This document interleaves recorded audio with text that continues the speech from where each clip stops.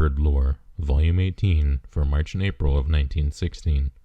The World's Record for Density of Bird Population, by Gilbert H. Grosvenor. In the winter of 1913, our family bought a farm of 100 acres, 50 acres in forest, and 50 acres in fields, in Montgomery County, Maryland, about 10 miles from Washington. We moved out in April. At the time, no members of the family, including my wife, 6 children, and myself, could name more than 3 birds: the crow, the robin, and the turkey buzzard. We had, however, become interested in birds, owing to our friendship for the editor of Bird Lore, and for other Audubon workers, and determined to see what we could do to get birds around the home, which we named Wild Acres. The house is a typical old farmhouse, surrounded by an old apple and pear orchard, with vegetable garden and hedges, and open fields beyond.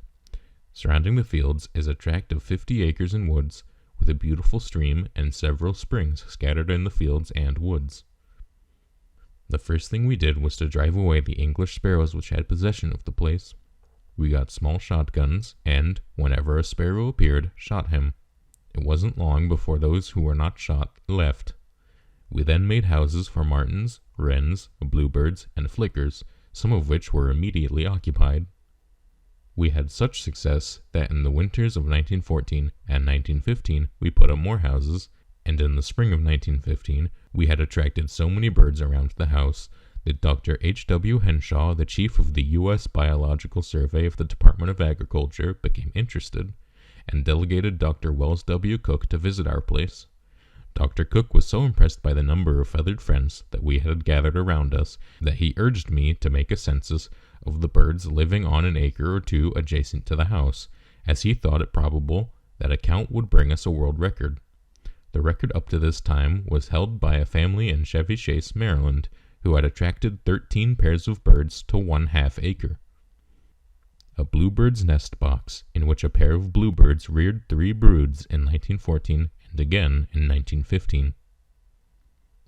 The prospect of securing a world's record was so inviting that, during the last week of June 1915, I made a census of all birds nesting on the acre adjoining our house and barns, with the result that we found 59 pairs of birds with young or eggs in the nest on that acre, the highest number of land birds inhabiting 1 acre that had yet been reported to the Department of Agriculture or to any Audubon Society. The details of the census are presented below. List of birds nesting on 1 acre adjacent to the houses and barns of Gilbert H. Grosvenor in the week of June 15 through 21, 1915.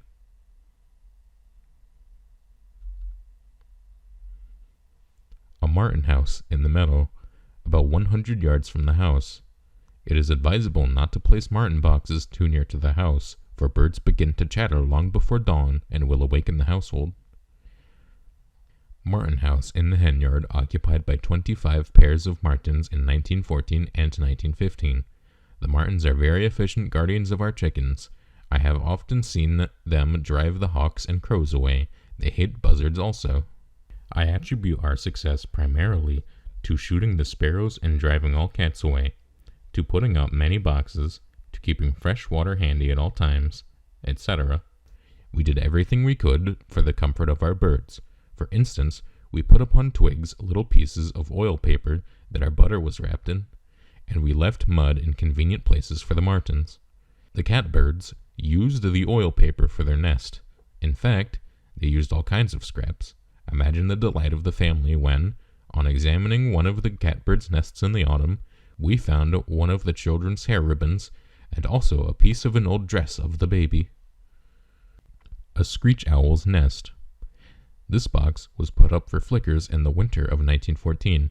Flickers took possession in March, but were driven out by sparrowhawks. But the sparrowhawks were frightened away 2 weeks later by the 2 great prominents of the position. Later, a pair of screech owls adopted it for their home. Last winter, we took this box down and carried it to the barn to serve as a model for making other boxes. On opening it, we found a live owl inside. A sparrowhawk's nest on the edge of the woods. We had much difficulty in keeping red and flying squirrels out of the houses placed near the woods. In 1915, red squirrels drove out a pair of flickers brooding in a box on the forest edge. We had read a great deal about how tame birds become when they are protected, but were constantly amazed at the quickness with which they perceived the care taken of them. Perhaps the most remarkable nest was that of the phoebe, which was built under the cornice of the piazza within reach of my hand. We had a little school in the morning at the house, and 10 children were continually running up and down the piazza, shouting at the top of their voices, but the phoebe went on building her nest, then hatched her eggs, and fed her young without fear, though she could see everyone and everyone could see her. I was also surprised to find how friendly birds even of the same species can become. For instance, we had 14 pairs of wrens on a single acre, some of the nests being not more than 15 feet apart. We also had robins nesting only 12 yards apart. The bluebirds, on the other hand, did not like each other and would not tolerate another pair of bluebirds nearer than 100 yards.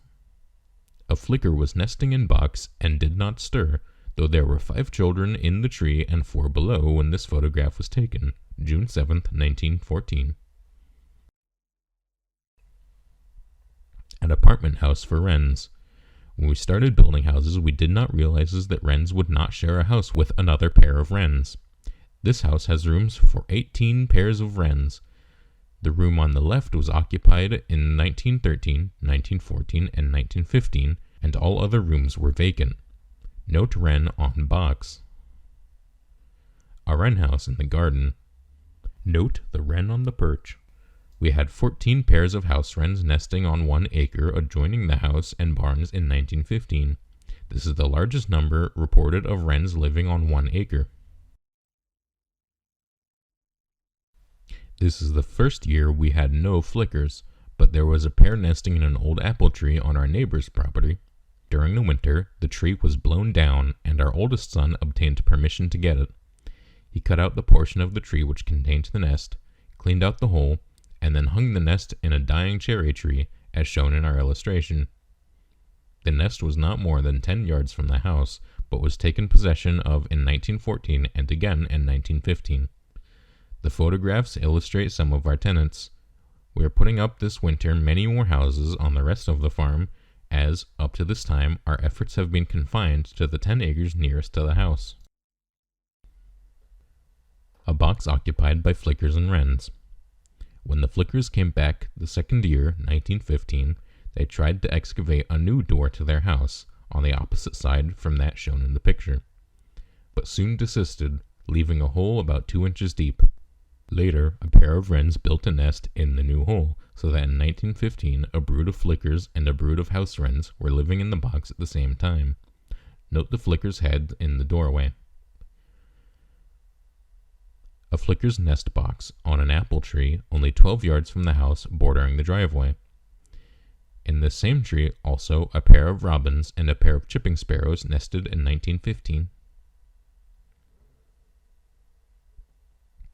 We had already found the following birds nesting on some part of the 100 acres of field and woods: flicker, robin, catbird, bluebird, orchard oriole, house wren, purple martin, summer warbler, brown thrasher, chipping sparrow, phoebe, barn swallow, grasshopper sparrow, whip-poor willow, towhee, indigo bunting, black and white warbler, song sparrow, meadowlark, chat, Maryland yellowthroat, field sparrow, cardinal, red-eyed viero, ovenbird, wood thrush, scarlet tanager, Acadian flycatcher, great crested flycatcher, mourning dove, kingbird, red-headed woodpecker, wood pewee, bobwhite, chickadee, titmouse, white-breasted nuthatch, Carolina wren,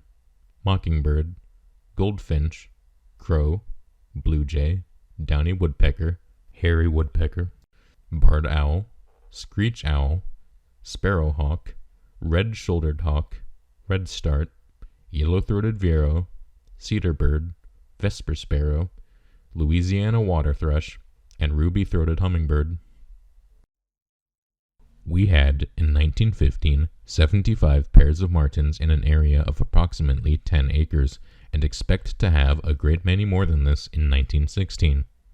We had one pair of red-shouldered hawks nesting in our woods, and kept them for 2 years, but they developed such fondness for poultry, being caught repeatedly thieving, that finally we had to shoot them. We have in the woods a splendid pair of barred owls. They come around the barns at night, and I suspect them also of attempts at chicken thieving, but they are too handsome and rare a bird in these parts to shoot. We have nothing good to say of the screech owl, which we suspect of having been the cause of the mysterious disappearance of many young birds from the nests. If anyone wants excitement, I suggest they buy or borrow a stuffed owl and put it out in the garden in the daytime during the nesting season. All the birds in the neighborhood will soon congregate, and the children will learn the birds quicker than in any other way.